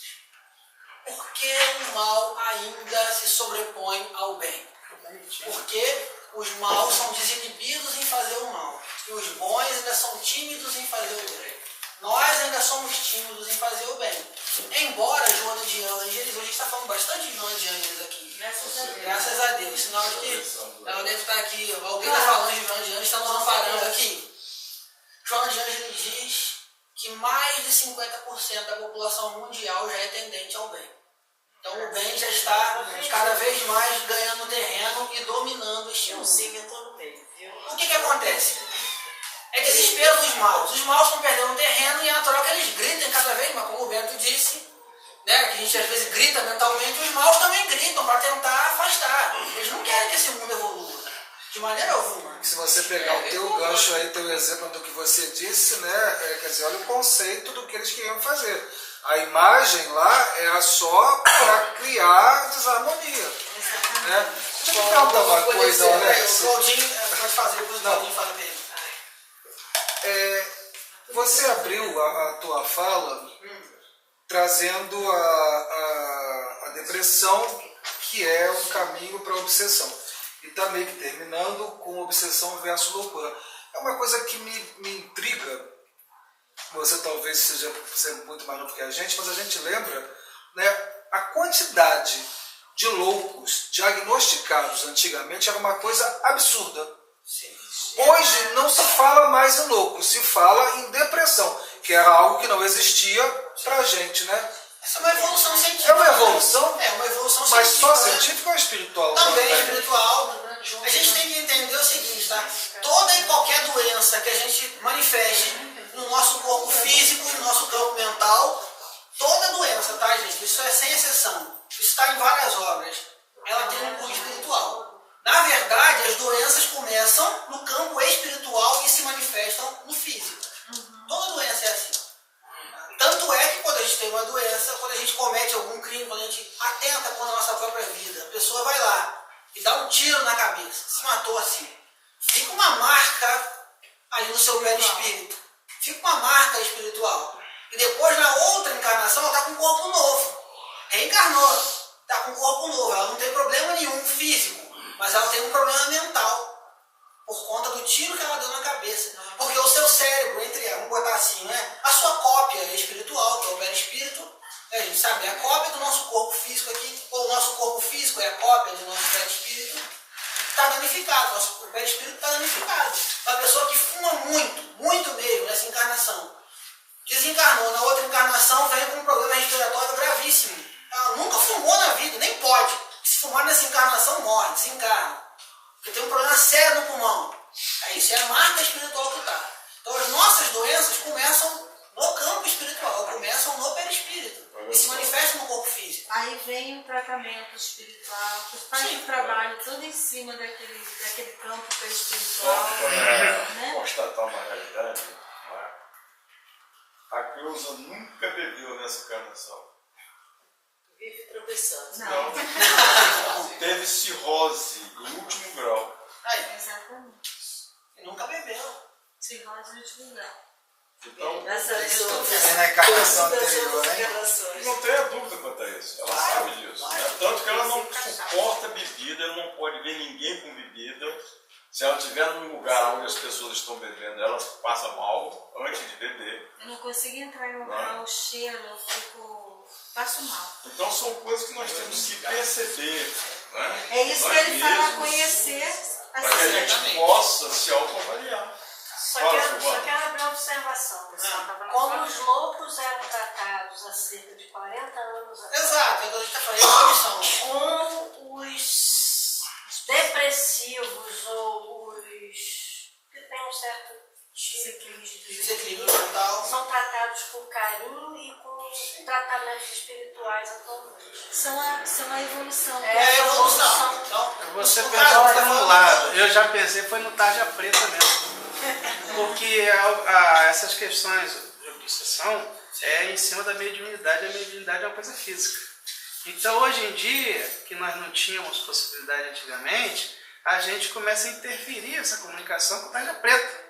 A gente não está resolvendo a situação não, a gente só está empurrando com a barriga. Mas a gente dá uma pausa nisso aí, tarja preta. Eu não tenho estatística, mas qual será a estatística hoje em dia do mundo de venda de remédio de tarja preta, né? Como ansiolítico, etc., muita gente que que toma sem interfere nesse precisar. processo.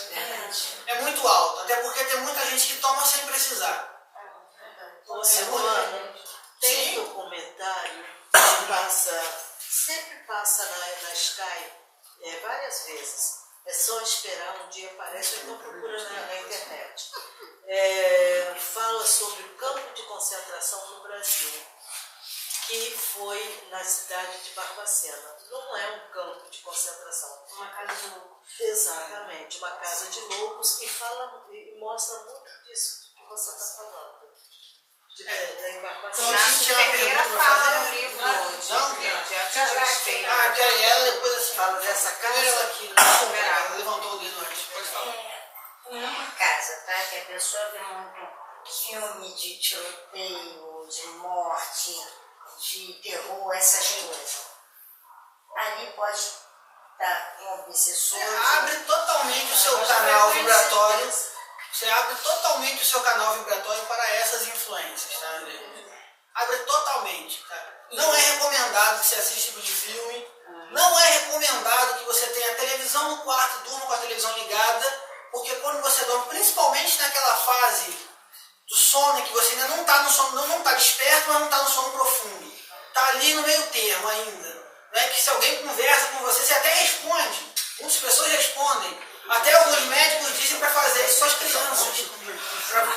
Aquele filho seu que é muito revoltado, que é muito levado, e você fala com ele, briga, bota ele castigo, e não adianta aproveitar essa parte, essa hora do sono, para conversar com ele. Porque a mãe está mais perceptível, está mais fácil de ser influenciado pela conversa nesse momento. Se a televisão ali ligada, ela está irradiando, a televisão irradia ondas, raios gama, olha só, é um troço radiativo que prejudica a longo prazo. Tá? Ela irradia aquelas ondas. Você está com a televisão ligada, está passando um filme de violência, e você está ali nesse estado de torpor, você está recebendo essas influências diretamente, o tempo inteiro. Aí uma pessoa que está nessa Videogame casa. também? Oi? Videogame também? Esses jogos muito violentos? Sim. Eu não jogo jogo violento. Não, não é bom. Procure jogos esportivos, são legais. Mas uma pessoa que esteja nessa casa, que ela sabe que ela é médica, ela pode se sentir mal? Claro, lógico. Como eu disse aqui, canal mediúnico aberto, se ele não estiver bem controlado, ele é um campo. Imagina, nem sempre também esses espíritos inferiores, esses espíritos em condição inferior naquele momento, vamos botar assim, eles procuram também um médium porque eles são ruins e querem prejudicar, não. Às vezes é por desespero. Eles precisam de ajuda, eles estão procurando. Opa, vi ali uma antena aberta, ó, o Alex tem um canal, ele pode me ajudar. E ele se aproxima por desespero, por medo, ele precisa de ajuda. A primeira pessoa que ele imagina que pode ajudar, ele se aproxima, ele chega. Não é por ruindade. Então, esse tipo de programa, esse tipo de filme, de programa, sim, eles influenciam muito, muito mesmo. Aí o médico pode se sentir mal. Sim. Senão, principalmente, primeiro que se o médium for um médium que estuda, estiver bem equilibrado, ele nem assiste essas coisas. Ele nem se permite. Porque sabe que isso, o que traz de bom isso para uma pessoa? Ver morte, ver guerra, ver tiro, ver o jornal, vai ver direto. Ei, Alex, é fora que quando dorme, exatamente. vai para aquele lugar. Vai para o campo de interesse. Vai para lá, direto. Vai para o campo de interesse. Aqui a Rita quer falar que é curiosa para saber. Por favor, diga isso. Sua colocação. Para fechar, hein? Eu li a coleção de Joana, que fala da psicologia. Ah, da série psicológica. É, eu li. Eu não li ainda. Então, eu queria só que você me fizesse entender uma coisa. Vou tentar. Você falou aí que a gente tem que se conhecer, claro, né? Sim, sim. Eu vou deixar entrar na minha casa quem eu quero como convidado, não é? Exato. Mas a culpa, quando a pessoa tem a culpa... É complicado também. Não é? Sim. Joana de Ângeles diz, né, que a gente deveria se livrar. Culpa e pecado são duas palavras que nós não deveríamos nem usar mais no nosso vocabulário. Exatamente. Mas eu conheço uma pessoa que ela abriu os canais dela pela culpa. Entendeu? Sim. Então, como que a gente pode ajudar essa pessoa? Toda vez que ela ouve alguma coisa com relação à cobrança, poxa, eu fiz isso, eu não devia ter feito isso. Quer dizer, a culpa interage e ela entra nesse processo. Como que a gente pode ajudar uma pessoa assim? Primeiro que todos nós já sofremos, se não sofremos, sofreremos ainda por esses processos de culpa. Porque, como eu disse, a gente está numa encarnação muito longa já.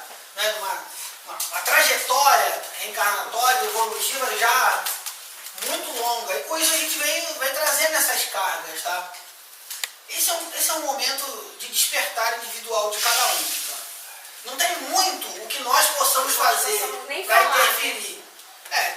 Às vezes depende, às vezes a gente vai falar e só vai aumentar. Não, você não pode se sentir assim. Aí pronto, aí que a pessoa... Aí que piora não, você mais. não pode se sentir culpada assim. Aí que a pessoa fica mais culpada ainda, porque fica, ah, meu Deus, eu estou aqui. O que a gente pode fazer é orar por essas pessoas. Orar por essas pessoas e esperar que em algum momento ela vai despertar, gente. Não tem jeito. Agora, como eu falei, eu respondi, desculpa, seu nome? Márcio. Como eu falei com o Márcio ali, às vezes o despertar não é nessa vida. Não é nessa vida. E a gente tem que saber entender isso. Tem que saber compreender tem que isso. Respeitar isso. Exato. É isso. É um momento de cada um. Todo mundo passa. Quem não passou vai passar por isso. Por esses processos de culpa. A última pergunta para a gente encerrar, que eu já vi que tem gente olhando ali, já vai dar 9h30. Já. Bom, se ninguém tem mais alguma pergunta... Mais alguma para a gente encerrar? Não? Tá? Não? Gente, foi um prazer estar com vocês mais uma vez. Muito obrigado mesmo. Espero que eu tenha conseguido... Se problema é você voltar, tá? Ué, só convidar, A gente vai dar uma ideia, vai ver depois as sugestões. Outro tema. O grupo vai decidir. Mas antes de pedir você para fazer a prece, eu queria fazer uma colocação para o grupo. Tá? Alguém já ouviu falar em Dr. Inácio Ferreira? Sim. Muito bem. Foi o primeiro psiquiatra no Brasil a fazer reunião mediúnica dentro de um hospício.